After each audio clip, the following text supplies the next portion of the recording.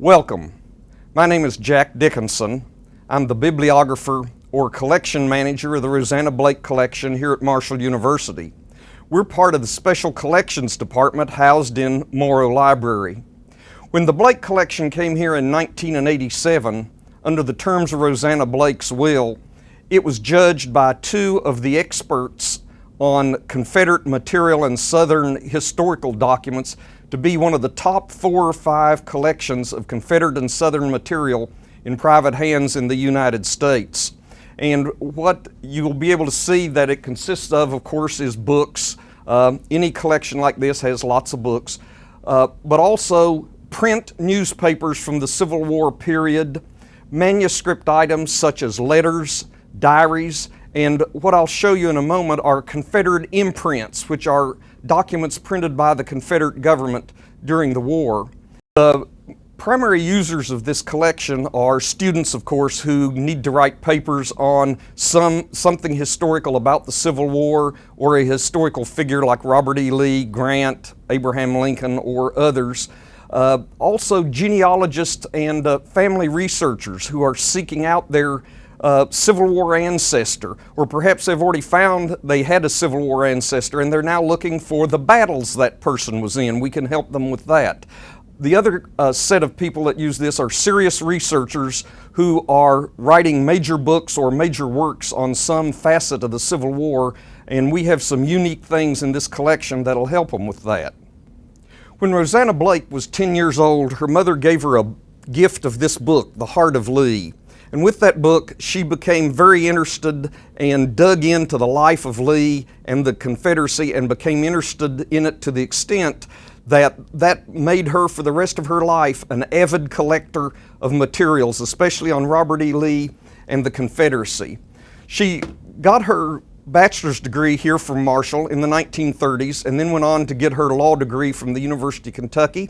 And she became a lawyer for the government in Washington, D.C. through the World War II period. And during this time, she did most of her collecting, especially of the books. And in these books are very rare first editions, many of them printed during the Civil War. And that's an important source of material. The other things she collected were papers, letters, diaries, and those type of things. And as you see behind me, some of the objects in these cabinets were collected during that period also. What we have in the gray boxes here, as I call them, is what makes the Rosanna Blake collection truly unique. What are housed in these boxes are Confederate imprints. When we use the term Confederate imprints, we mean things printed by the Confederate government during the war. Just as the United States government printed things like the acts of the legislature, the acts of the Senate, bills proposed, resolutions passed, the Confederate government did exactly the same thing. And what these look like is this size. This is a resolution of one of the secret peace negotiations that occurred in the very beginning of 1865. And this is a small one-page one, but many of them are pamphlets or booklet size. As a lot of people don't know, is there were secret peace agreements, meetings that were held in early 1865 in Hampton Roads, Virginia, attended by President Abraham Lincoln and the counterparts from the South. They had a 4-hour meeting and they smoked a few cigars, but they couldn't reach a peace agreement, as you well know. But these Confederate imprints are fairly rare. There's only 4 or 5 institutions in the United States outside of the National Archives that have a significant collection, and the Rosanna Blake collection at Marshall is one of those. And I've had inquiries, of course, from all over the United States, from Canada, Mexico, and Great Britain, primarily with people doing serious research that are looking for a particular imprint or a particular resolution or something that was done by the Confederate government, and this, of course, is a primary source of that. What I'd like to show you now are some of the very rarest items that we have in the collection that I think are very exciting. The first one is, as we call it, our pride and joy.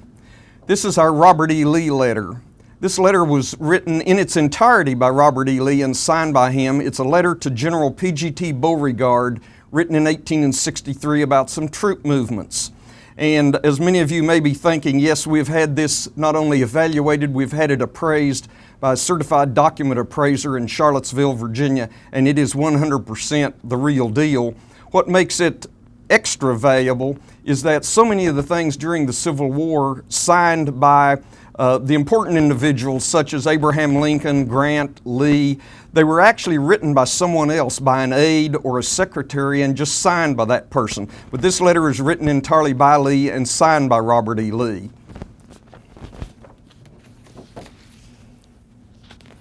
This is our Jefferson Davis letter. It's just a very simple letter where he granted a leave of absence to one of the workers in the Confederate Treasury Department, but it is 100% written and signed by Jefferson Davis.